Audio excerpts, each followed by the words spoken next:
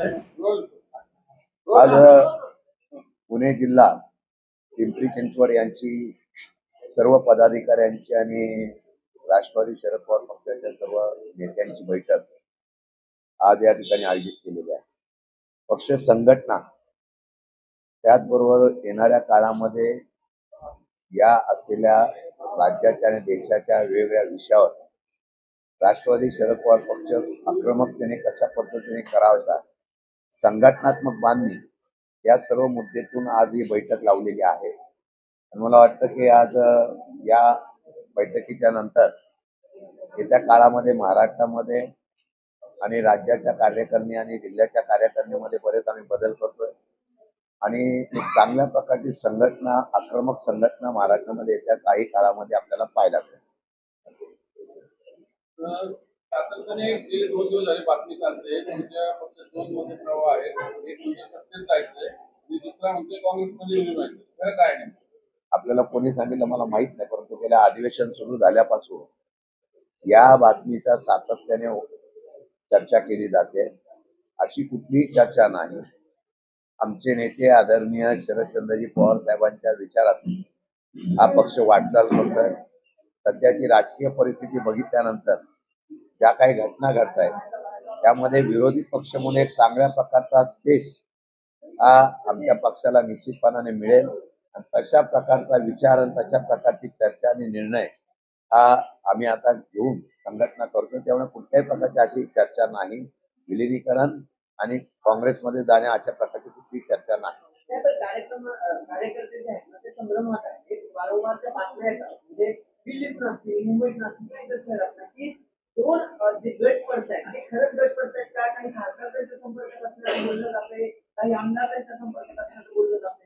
त्याकडनं ठोस असं उत्तर येत नाही. मला एक कळत नाहीये की दरवेळेला मी स्पष्ट शब्दात सांगितलेलं आहे की कुठल्याही प्रकारची चर्चा नाही. आता काय आम्ही शब्द घेऊन सांगू काय मला कळत नाही. या बातम्या कोण देतोय? ज्यांनी बातम्या दिल्यात त्यांना विचारा ना तुम्ही. अशा प्रकारची कुठली चर्चा नाही नाही नाही. आता एवढं तुमच्या समोर ठामपणाने सांगतो. त्यामुळे ह्या चर्चा जे कोणी उठवत आहेत त्यांना तुम्ही पहिला प्रश्न विचारा. त्या बातम्या आपण का देतोय, कशासाठी चर्चा करतोय? मला वाटतं की अशा प्रकारच्या चर्चा शिवसेना उद्धव बाळासाहेब ठाकरेंचा पक्ष हा फुटल्यानंतर सातत्याने देण्याचा प्रयत्न होतो. विरोधी पक्ष अस्थिर करायचा का काय आणि विरोधी पक्षाच्या असलेल्या एकसंघतेला कुठेतरी संशयाच्या कालामध्ये आणि काही कार्यकर्ते समोर वाटत नाही. आम्ही गेल्या 15 दिवसापासून ते महिन्यापासून पक्ष संघटनेच्या बाबतीमध्ये सातत्याने बैठका घेतोय. मुंबईला घेतोय, प्रत्येक जिल्ह्यात घेतोय आणि 15 ऑगस्ट पासून आम्ही पूर्ण महाराष्ट्रामध्ये दौरा करणार आहे. सुप्रियाताई वगैरे आम्ही सगळे दौरे करणार आहोत. सगळे खासदार आमदार सगळ्यांना आम्ही त्या ठिकाणी जबाबदारी देतोय. 1 महिन्यात 15 ऑगस्ट नंतर तुम्हाला पक्ष हा प्रत्येक जिल्ह्यामध्ये पोहोचून प्रत्येक जिल्ह्यामध्ये जाऊन कार्य करताना तुम्हाला पाहायला मिळेल. त्यात सगळे नेते मंडळी सहभाग होते तुम्हाला सांगतो. उद्धव ठाकरे मुंबईमध्ये राम मंदिरामध्ये आरती करतायत. राम मंदिरामध्ये जे नागरिकांचा अपराध झालेला आहे त्यांनी सगळ्या पक्षांना आवाज दिलेला आहे. राष्ट्रवादी काँग्रेस पक्ष उद्या त्यांच्यासोबत सहभागी होईल. 100% त्यांनी जो विषय मांडलेला तोच विषय घेऊन काही ठिकाणी आमच्या लोकांनी पण आंदोलन केलेलं आहे. खरं म्हणतं तर रामाचं नाव घ्यायचं, मंदिराचं नाव घ्यायचं, धर्माचं नाव घ्यायचं आणि सत्ता घ्यायची आणि त्या असलेल्या सत्तेतून मग पैसा कमवायचा हा नवीन प्रकार सुरू झालेला आहे. आपण जर बघितलं तर राम मंदिराच्या मुद्द्यातून 2014 पासूनची निवडणूक जिंकण्याचा फंडा हा भाजपने केला आणि त्यामध्ये जे कोणी आहे त्याच्या बाबतीत आजच RSSने सांगितलेलं आहे त्या रामाच्या मध्ये दानपेटीची चोरी गंभीर बाब आहे. मला वाटतं चंपतराय वगैरे ह्या संदर्भामध्ये अद्यापही त्यांच्यावर कारवाई नाही. मग राम मंदिराची देणग्या गेल्या कुठं, त्या कुठल्या पक्षाने वापरल्या का, असे अनेक प्रश्न आहेत. मग फक्त राम मंदिरापुरताच हा मर्यादित होत नाही. मध्य प्रदेशमध्ये असलेल्या महाकाल मंदिराच्या, उज्जैनच्या मंदिराच्या संदर्भामधला सुद्धा आरोप प्रत्यारोप होत आहेत. अनेक मंदिरामध्ये आपण जर बघितलं नाशिकच्या कुंभमेळ्याबद्दलचा विषय काल आपण विधिमंडळामध्ये किंवा विधान परिषदेमध्ये बघितला. 2300 कोटी रुपयामध्ये या रस्ते बांधकामामध्ये घोटाळा झालाय. एक चेंज केली गेली आहे. काही गुजरातचे असलेले कंत्राटदार ते आता नाशिकमध्ये येऊन कामं करतायत. मला वाटतं की कामं धर्माच्या नावावर करायचे आणि पैसे कमवायचा हा नवीन अजेंडा या केंद्रात आणि राज्यात भाजपच्या माध्यमातून पाहायला मिळतोय. मग रामभक्तांच्या मध्ये एक नाराजगी आहे, हिंदू धर्मियांच्या मध्ये नाराजगी आहे, पूर्ण देशात राज्यात नाराजगी आहे की आता फक्त मंदिरातला आणि रामाच्या नावाने पैसे लुटायचे ते पण सुरू केलेलं आहे. याच्याबद्दलचं आंदोलन होईल. यामध्ये आम्ही निश्चितपणाने आमच्या पद्धतीने त्या आंदोलनामध्ये निश्चितपणे सहभागी होऊ आणि आंदोलन आम्ही त्या पद्धतीने केलेलं आहे आणि परत सुद्धा आम्ही सुरू करू. रस्ते बांधकामाचं म्हणणं मिशनरीचं आता ते बघितलं तर तिथं ते पडलेले आहेत. पहिल्याच पावसामध्ये कळतं ते सगळं तुम्ही रोडने आला मला येताना आता अर्धा पाऊस तास लागला, अजूनही कामं चालू आहेत. आपल्याकडेच नव्हे तर मुंबई महाराष्ट्रामध्ये सगळीकडं, पुण्यामध्ये सगळीकडं प्रचंड प्रमाणात कामं चालू आहे. आपण जर बघितलं तर अपघात होत आहेत आणि त्यामध्ये आमच्याकडे सत्ता द्या, आम्ही फार सोनं करू. आता मुंबईपासून सगळीकडे पुण्यामध्ये बघितलं सत्ता त्यांच्या हातात बहुमताने देऊन सुद्धा अशा प्रकारची कामं निकृष्ट दर्जाची होत आहेत. फक्त आणि फक्त कंत्राटदार सांभाळायचे, त्यातून पैसा कमवायचा आणि त्या पैशातून आमदार खासदार आणि सगळ्यांना विकत घ्यायचा. हा नवीन तंत्र देशात आणि राज्यात फार मोठ्या प्रमाणात पाहायला मिळत आहे. काल जर आपण अधिवेशनामध्ये बघितले, इतकी मोठी कामं मंजूर केलेली आहे. पैसे नाहीत, एका बाजूला कंत्राटदार आंदोलन करतायत, मग दुसऱ्या बाजूला कामं मंजूर करायची आणि त्या कामासाठी आपल्या लोकांना सांभाळायचं, असं नवीन तंत्र पाहायला मिळाले. मुंबईचा विषय तुम्ही काढणार प्रत्येक पावसात तो प्रश्न येतो. प्रत्येक पावसात तुम्ही सगळे विरोधी पक्ष असतात, सत्तेत असतो, उत्तर देतात. 2 जीव गेले मुंबईत अवघ्या 2 दिवसाच्या पावसानं, 2 ते 4 दिवसाच्या.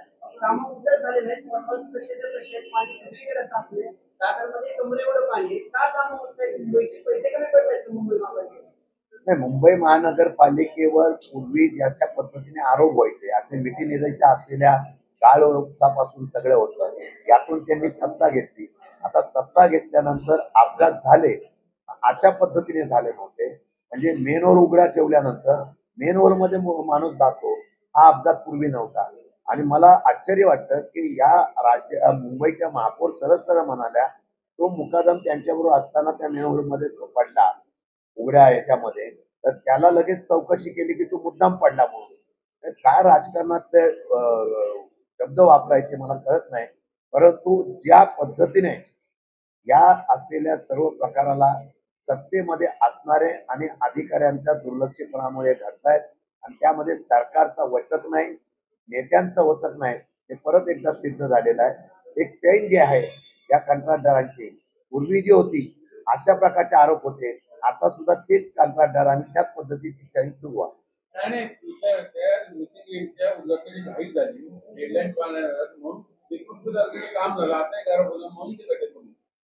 100% आज जर बघितलं तर आपण या मिसिंग लिंकच्या बाबतीमध्ये सांगितल्या पद्धतीने जर त्यांना कंत्राटदारांना, कंपनीला आणि पीडब्ल्यूडी असेल, महानगरपालिका असेल, सगळीकडे जे लोक काम करतात त्यांना गॅरंटी द्यावी लागते, इतक्या वर्षामध्ये आपण या कामाची काढली.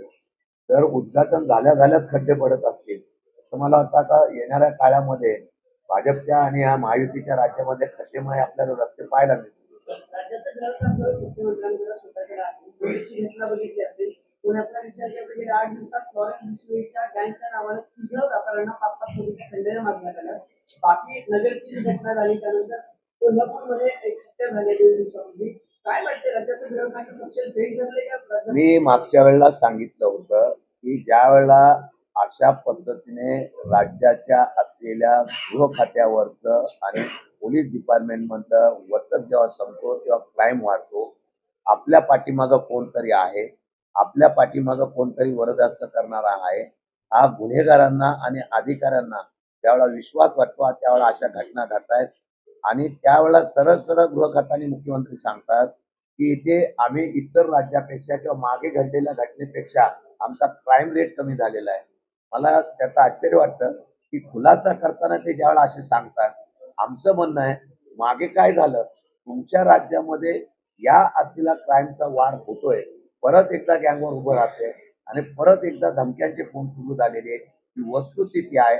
मुंबईपासून सगळीकडं कलाकारापासून उद्योगपतीपासून कोण सुटलेला नाहीये आणि अशा पद्धतीचं जर आपण त्यांचा शोध घेऊ शकत नाही, मला वाटतं कालही विधानसभेमध्ये तशा प्रकारच्या एका आमदाराला धमकी आली म्हणून सांगितलं त्यांनी सांगितलं की आम्ही आता ही चौकशी केंद्रीय सेंट्रलला दिलेली आहे आणि त्याच्या कारवाई करू म्हणत. परंतु ज्या पद्धतीने आज भीतीचं वातावरण आहे याला पूर्णपणाने गृह खातं तपशील अपयशी झाले असा आमचा दावा आहे. राज्यात आता अधिवेशन सुरू आहे, परिस्थिती अशा आहे, सत्ताधारी मांडतायत, विरोधी पक्ष आम्हाला कुठे दिसत नाही. कारण शिवसेना फोडल्यामुळं ते त्यांचे उत्तर देण्यात विचारी आहेत. तुमच्या अजून जे मतप्रवाह सातत्याने पुढे आणला जातो, जबाबदार तुम्हालाच माहिती सगळं.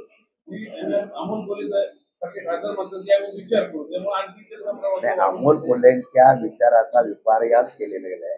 पूर्ण त्यांची क्लिप जर बघितली तर तुम्हाला कळून येईल. आणि त्यांनी ज्या पद्धतीने विकासाच्या बाबतीमध्ये विचार करून सांगितलं होता, तर ठीक आहे, आपण सांगितलं. त्यांनी त्यांचा खुलासा पण लगेच केलेला आहे की आदरणीय पवार साहेबांनी सुप्रियाताईंच्या नेतृत्वाखाली आम्ही काम करतोय. राहिलेला जो विषय आहे विरोधी पक्षाचा, आता विरोधी पक्ष देशात आणि राज्यात राहू नये अशा प्रकारची योजना चालू आहे. त्यामध्ये वेगवेगळ्या प्रकारचे फंडे वापरले जातात, वेगवेगळ्या प्रकारच्या ऑफर आणि आमिष दिली जातात.